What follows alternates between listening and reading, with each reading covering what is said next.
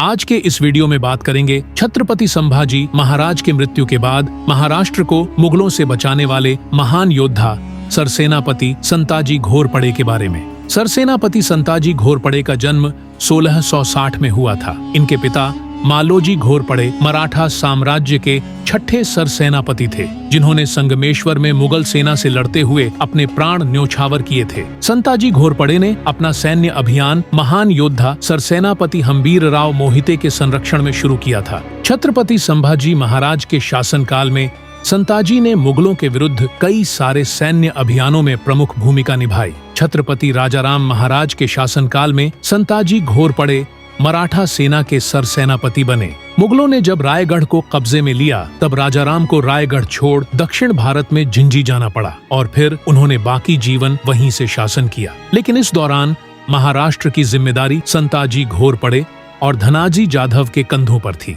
संताजी धनाजी ने मुगलों पर असंख्य हमले किए। 1690 में संताजी घोरपड़े के नेतृत्व में मराठों ने मुगल सेनापति रुस्तम खान को पराजित किया। 1692 में संताजी धनाजी ने मिलकर धारवाड़ में मुगल सेना को पराजित किया। 1692 में ही संताजी ने औरंगजेब के सेनापति अली मर्दन खान को पराजित किया। 1693 में संताजी घोरपड़े ने मुगल छावनी पर हमला कर दिया। संताजी ने औरंगजेब के छावनी पर हमला किया, लेकिन इस हमले में औरंगजेब बाल बाल बच गया, क्योंकि उस रात वह अपने छावनी में नहीं था। इस हमले में मुगल सेना को भारी नुकसान हुआ। इस हमले में संताजी घोरपड़े की बहादुरी के लिए महारानी ताराबाई ने संताजी की प्रशंसा करते हुए कहा था कि जब तक सूरज और चांद रहेगा, तब तक संताजी की शौर्य और पराक्रम की चर्चा होती रहेगी। कहा जाता है कि जब यह निर्णय लिया गया कि औरंगजेब के छावनी पर हमला करना है, तब मराठा सैनिकों के कदम थोड़े डगमगा गए। तब सरसेनापति संताजी घोरपड़े ने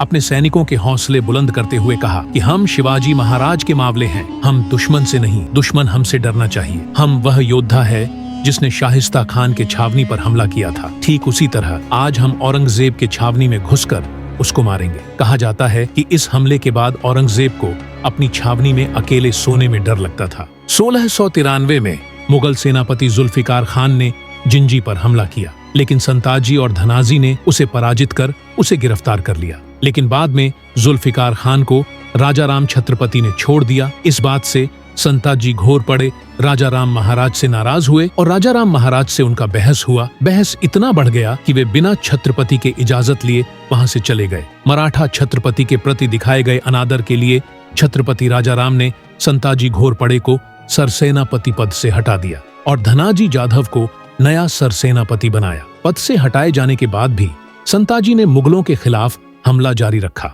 छत्रपति राजाराम संताजी को सबक सिखाना चाहते थे, इसलिए उन्हें पकड़ने की जिम्मेदारी धनाजी को सौंपी गई। संताजी और धनाजी का सामना हुआ, पर संताजी को पकड़ नहीं पाए। दूसरी तरफ मुगल भी संताजी के पीछे पड़ चुके थे। संताजी ने मुगलों के बड़े बड़े सेनापतियों को मारा था, जिस कारण मुगल हर कीमत पर संताजी को मारना चाहते थे। 1697 एक पर्वत पर संताजी तालाब में नहा रहे थे, तब एक मराठा सरदार जो मुगलों से मिला हुआ था, उसकी संताजी घोरपड़े से आपसी रंजिश भी थी। उसने पीछे से निहत्थे संताजी पर वार करके उन्हें मार दिया। इस प्रकार सह्याद्री को मुगलों से बचाने वाले महान मराठा योद्धा का अंत अपनों के हाथों हुआ। इतिहासकार जदुनाथ सरकार लिखते हैं कि संताजी घोरपड़े युद्ध कला में माहिर थे। उस जमाने में उनकी तुलना में और कोई नहीं था। वे अपने युद्ध कौशल और चतुर बुद्धि से बड़े बड़े युद्धों के नतीजे बदल देते थे।